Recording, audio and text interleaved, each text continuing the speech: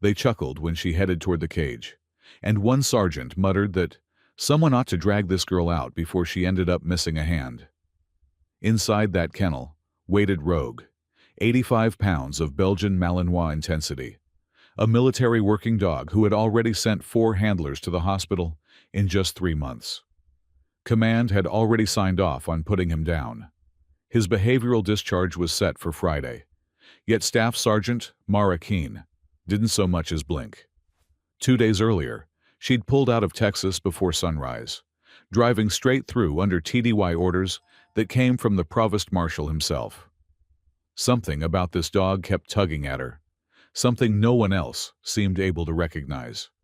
The scars along her forearms carried a history she never bothered to explain.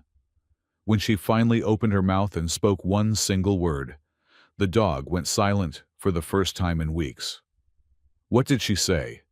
And why did Rogue react as if he'd known her his whole life? The sun had barely edged over Fort Crestfield when Staff Sergeant Mara Keene rolled her dusty Tacoma into the working dog compound. Colorado's morning humidity already clung to the air at 600.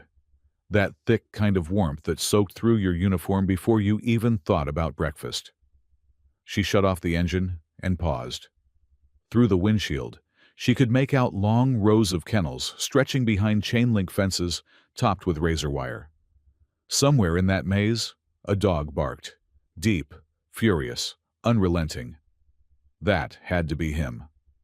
Mara, 31, stood 5'7" with the lean muscle that came from years of handling dogs in brutal heat. Her blonde hair was pulled back into a tight regulation bun. No makeup, no jewelry except the worn leather cord on her wrist she touched without thinking. But her hands were the real giveaway. Knuckles and forearms marked with old bites, pale scars against sun-darkened skin. As she stepped out of the truck, 2 young handlers near the gate fell silent. They watched her walk with that steady, unhurried stride that belonged to someone who had covered a lot of ground in life and had nothing left to prove to anyone.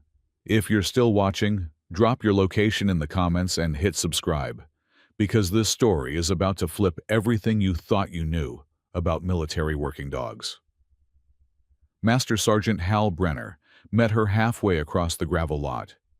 He ran this kennel, 48 years old, a face worn like old leather, and eyes that had watched too many good dogs get put down for issues that usually started with the humans holding the leash.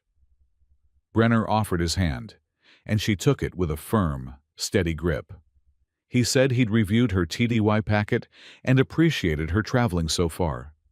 He'd heard the stories about her work, but before she went any further, he wanted her to be clear on one thing. This dog was nothing like the others she'd helped.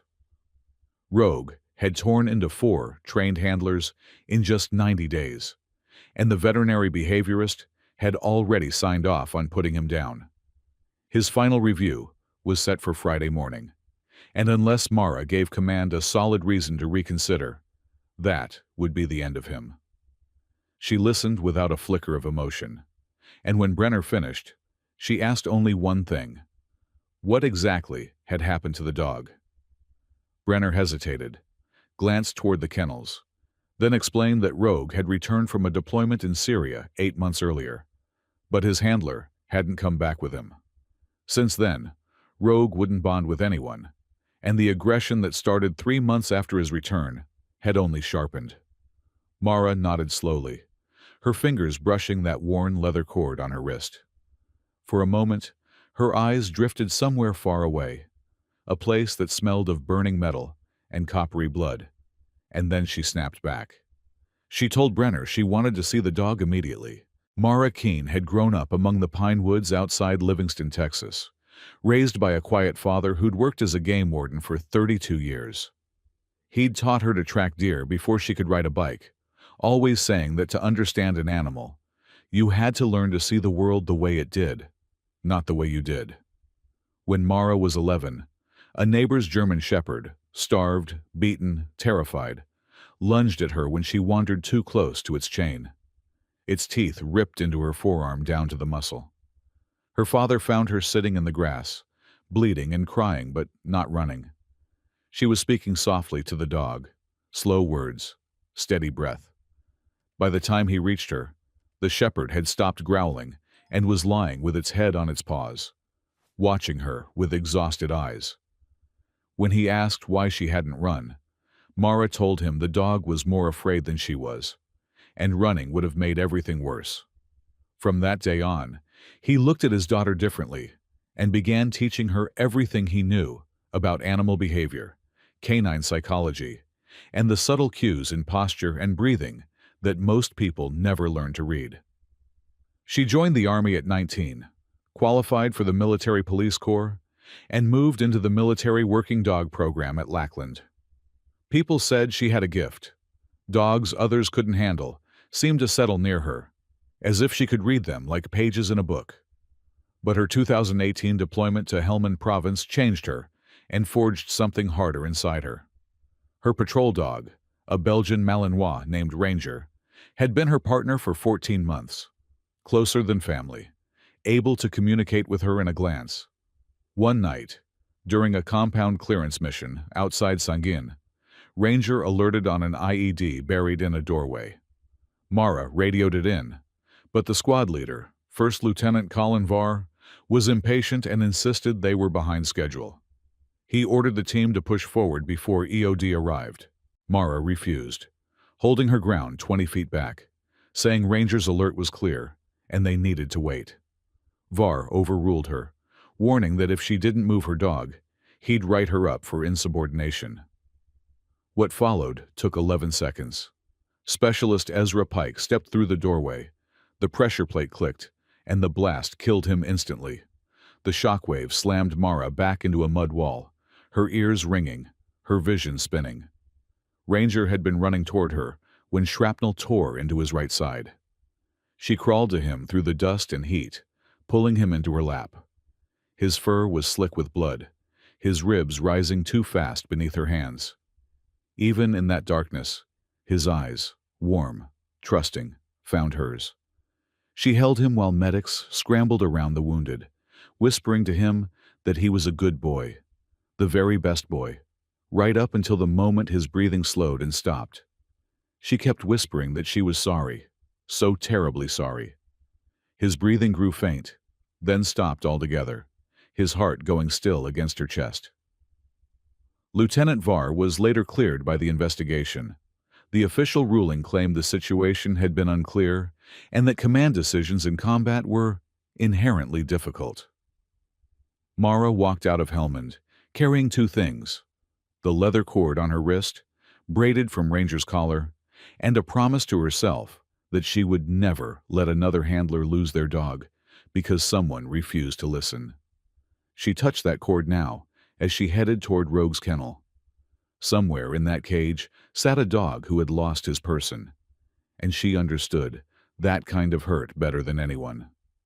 The air in the kennel block smelled of concrete, bleach, and fear. Rogue's run was all the way at the end, isolated with an empty pen on either side, warning signs slapped across the chain link. Aggressive animal. Do not approach without supervision. By the time Mara reached it, a small crowd had already gathered. Word traveled fast around a base like this. Some whispered about the handler from Texas who thought she could fix the impossible. A few hoped she'd pull off a miracle. Most expected her to crash and burn. Sergeant First Class Rudd Coleman leaned against the wall with his arms crossed. He ran training here, 42, thick-necked, hands shaped by decades of working military dogs since the first Gulf War. He'd trained Rogue before the Syria deployment and had been one of the handlers the dog tore into after returning home. His left forearm still carried the scar, 4 inches of raised pink flesh, where Rogue's teeth had ripped through muscle 6 weeks earlier. He rubbed it without thinking, whenever his eyes drifted to the cage. Coleman didn't bother hiding his disdain. He told Mara she was wasting everyone's time, that Rogue was beyond saving, and the kindest option was to put him down now instead of dragging the circus on for some attention-grabbing stunt. Mara didn't react. She stepped closer to the cage. Inside, Rogue stood stiff, every muscle wired tight beneath dark fur. His ears flattened, lips peeling back to show the same teeth that had sent 4 men for stitches. A deep growl vibrated from his chest, the kind that made your instincts scream at you to back away. The other handlers kept a safe distance. Specialist Jax Rayner, barely 22 and fresh out of training, reached instinctively for the catchpole leaning nearby, just in case. Coleman let out a humorless laugh and said a catchpole wouldn't do a thing once that dog decided to move. Then he glanced at Mara and asked if she was starting to rethink her life choices. She ignored him completely.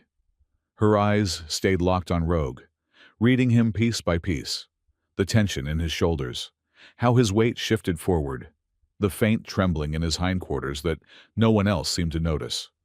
This wasn't pure aggression. This was fear sharpened into survival. Mara crouched slowly, making herself smaller and non-threatening. She didn't meet his gaze. Instead, she angled her body slightly and let her eyes settle somewhere beyond his shoulder. Coleman snorted and told the others to pay attention because this was what happened when someone read too many manuals and not enough reality.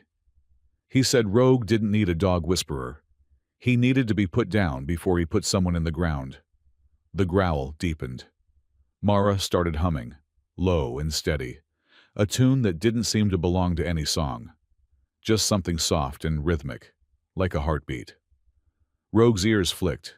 His growl broke for barely half a second. Coleman straightened from the wall and barked at her to quit wasting time, stepping backward from the cage as if expecting the worst. When she didn't move, irritation washed over his face.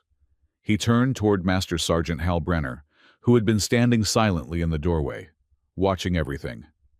Coleman demanded to know who authorized this and why some random staff sergeant from another installation thought she could stroll in here and undermine his authority and experience. Brenner's voice stayed steady as he told Coleman that the authorization came straight from the Provost Marshal, and that Staff Sergeant Mara Keene held more confirmed rehabilitations than any active handler in the entire Army. Coleman's jaw tightened. He stared at Mara with something different now, not just disdain, but a flicker of fear, the kind a man feels when his authority is being challenged in front of his own people. He finally muttered, "Fine, let her try," but insisted that if the dog tore her hand off, he wanted it formally noted that he objected. That night, Mara sat alone in the cramped temporary quarters they'd assigned her. A metal-framed bed, a single window, looking out toward the kennel block. She could hear distant barking, but not from Rogue. His cage was silent. She held the leather cord between her fingers, the surface worn smooth from years of being touched. She didn't want the memories, but they came anyway. With her eyes closed, she could still feel Ranger's fur under her hands, still smell the dust and cordite from that compound in Helmand. She was back in the darkness, the explosion still ringing in her head. Ranger dragging himself toward her, despite injuries that should have dropped any other dog, his eyes finding hers, even as the light slipped from them, the wet rasp of his breathing, the faint attempt at a tail wag when she touched his face. He trusted her completely, even at the very end, and she had failed him, not through action, but through not fighting loudly enough, not pushing hard enough to make Lieutenant Varr listen, not having enough weight to stop what followed.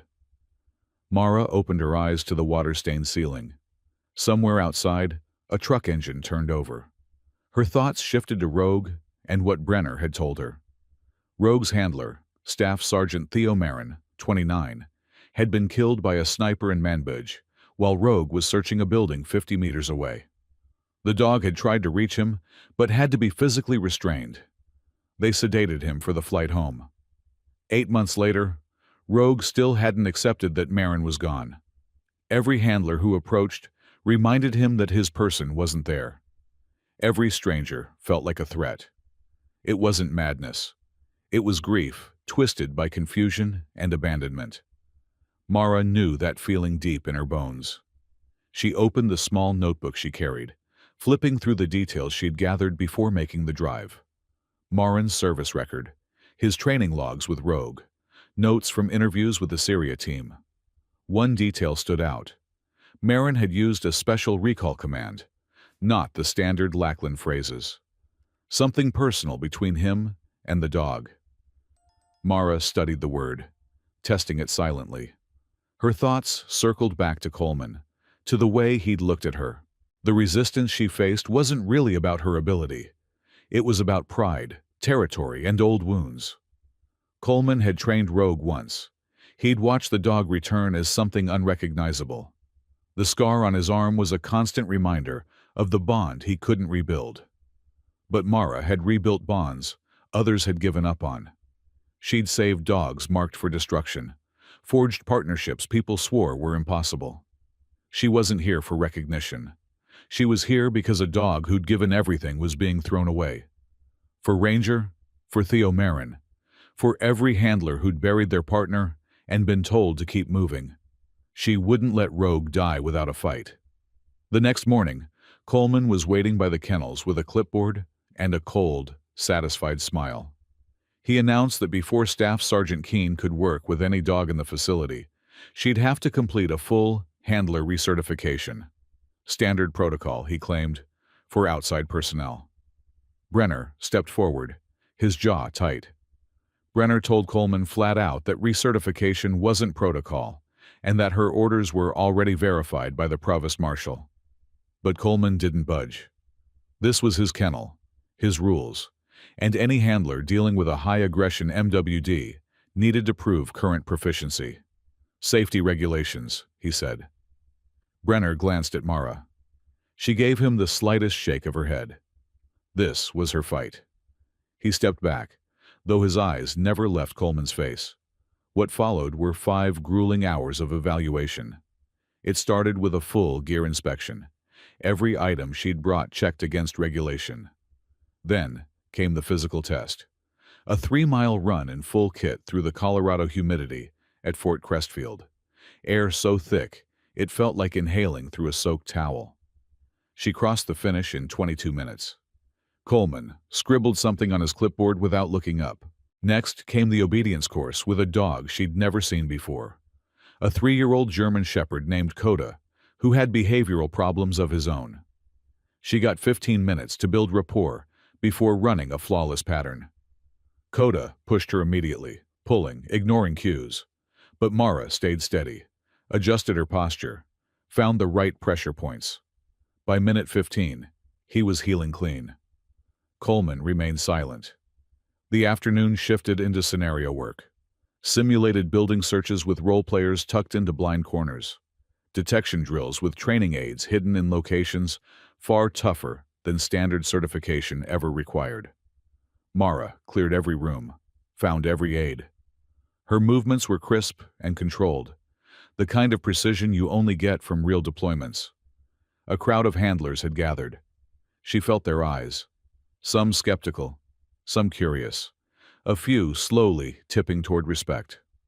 The final challenge was an advanced handler stress test, an obstacle course run with another unfamiliar dog, navigating barriers, crawl spaces, elevated platforms, all while keeping communication tight. The heat had climbed past 90 degrees. Sweat soaked her uniform, and her muscles throbbed from hours of non-stop testing. At one point, her boot slipped on a wet platform, and she caught herself on the railing, her knee giving a brief warning jolt, but she pushed on. The course ended with a simulated bite scenario, a decoy charging her in a padded suit. The dog needed to engage, hold, release. Perfect timing, perfect control. Mara issued the commands. The dog executed flawlessly. When she crossed the finish line, the handlers watching her went absolutely quiet. Coleman checked the stopwatch, then looked at her, drenched in sweat, a slight limp, expression calm as ever. After a long pause, he finally said the evaluation was complete. She was cleared to work with Rogue. Friday morning arrived gray and cold. Mara had spent every spare hour of the past 2 days near Rogue's kennel, not going in, not touching him, just being present. On day 1, she sat on a folding chair 10 feet from the cage, humming that low melody so he could get used to her scent and energy. Rogue didn't even glance at her. He kept himself pressed to the back wall, ears pinned, body rigid. Day 2, she moved the chair to 5 feet. She didn't call to him or demand anything, just existed in his space, read a book, hummed, let the quiet stretch. By afternoon, he had turned toward her, watching from the far corner, still tense, but watching. Day 3, Friday. She arrived at 0700. Rogue was already at the front of the cage. No growling, no bared teeth. Just those intelligent brown eyes fixed on her, heavy with pain rather than hostility. At 800, Master Sergeant Brenner let her know the veterinary team was already waiting. She had until 0900 to prove there was real progress, or Rogue's euthanasia would move forward. Coleman was there, along with half the handlers on base. Word had spread fast. Everyone wanted to witness how this would end. Mara approached the cage slowly, intentionally. She crouched the same way she had on day 1, making herself small, angling her body to the side. Rogue stood stiff and alert, watching every move she made. When she reached for the latch, Coleman stepped forward, insisting she couldn't possibly be serious. Entering the cage without protective gear was suicide. She pushed the door open anyway. A ripple of tension ran through the handlers. Jax instinctively grabbed the catchpole. Brenner lifted his hand, stopping anyone from interfering. Rogue didn't budge. His eyes stayed locked on Mara, his body trembling, not with aggression, but with something far deeper. She stepped inside, leaving the door open behind her, making no effort to corner him or assert control. She simply stood there, calm and present. Then she spoke a single word. Homeward. The effect was instant. Rogue's ears perked, the tension in his shoulders melting away. A sound rose in his throat. Not a growl, but a soft, aching whine. Recognition. Homeward, the Special Recall Command staff, Sergeant Theo Marin had used. The word that meant safety, return. The mission is over. Come home. Mara eased down onto one knee, steadying herself. She didn't reach for him, didn't force anything. Rogue took one hesitant step, then another, and then closed the distance completely, pressing his head against her chest. The whine deepened into something heavier, a grief finally given somewhere to land. She wrapped her arms around him and held him while he shook, her own eyes burning with tears she didn't bother to hide. Outside the cage, not a single person spoke. Brenner was the first to move. He walked over to Coleman, who stood frozen. In a quiet voice that carried clearly, he said that Staff Sergeant Keene had spent 18 hours digging through Theo Marin's training records before even making the drive out here, contacting Marin's family, his teammates, piecing together details everyone else had missed. Coleman's face drained of color. His hand drifted to the scar on his forearm as Brenner continued, saying that Mara's rehabilitation success wasn't magic or luck. It came from her willingness to do the work others dismissed as beneath them. Inside the cage, Rogue stayed pressed against Mara, his head resting on her shoulder, breathing slow and steady. For the first time in 8 months, he looked at peace. Coleman watched through the chain link, his expression stripped of contempt. What replaced it looked a lot like shame. In a voice barely above a whisper, he admitted that Theo used to hum too when he groomed Rogue. He'd forgotten that. Mara met his eyes, but didn't say a word. She just held the dog who had finally found someone he could trust again. 3 weeks later, Mara received orders to report to the Military Working Dog Training Detachment at Joint Base San Antonio Lackland. Not as a student, but as an instructor. Rogue went with her. The veterinary team cleared Rogue for continued service. After a full behavioral assessment, showed no trace of the aggression that had nearly ended his life.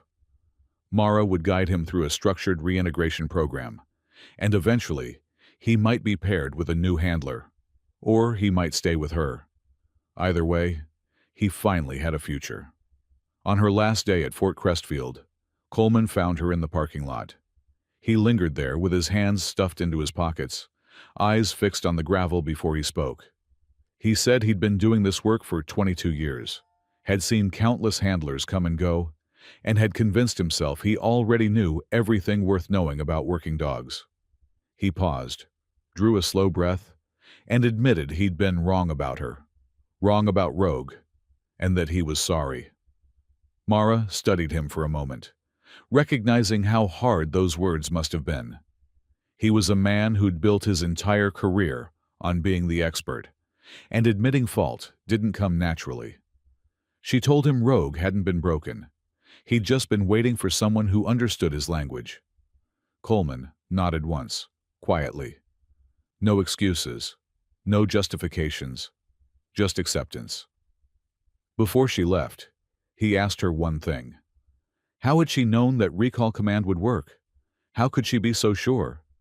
Mara touched the leather cord on her wrist. She explained that 6 years earlier, she'd lost her own dog in Afghanistan, held him while he died. For a long time afterward, she'd been furious at the world, shutting people out, unable to trust that anyone could understand what that loss felt like. Rogue reminded her of herself, she said, and sometimes, the only way to reach someone who has lost everything is to show them that you know the weight of it. Coleman had no reply. He simply watched as she loaded Rogue into the truck and pulled away. The road back toward Texas stretched wide and empty beneath a blue autumn sky. In the passenger seat, Rogue leaned out the window, ears flapping in the wind, tongue lolling just like any ordinary dog on any ordinary day. But when a truck backfired on the highway, his body locked tight for 3 long seconds before he remembered he was safe. Some wounds never fully heal. They just grow easier to carry. Ranger's leather cord swung from her rearview mirror now, a reminder and a promise. Mara eased down on the accelerator and headed west, toward the place where she'd train the next generation of handlers to listen, to observe, to understand that sometimes the most dangerous animals were simply the most wounded, and that wounded things could still be saved.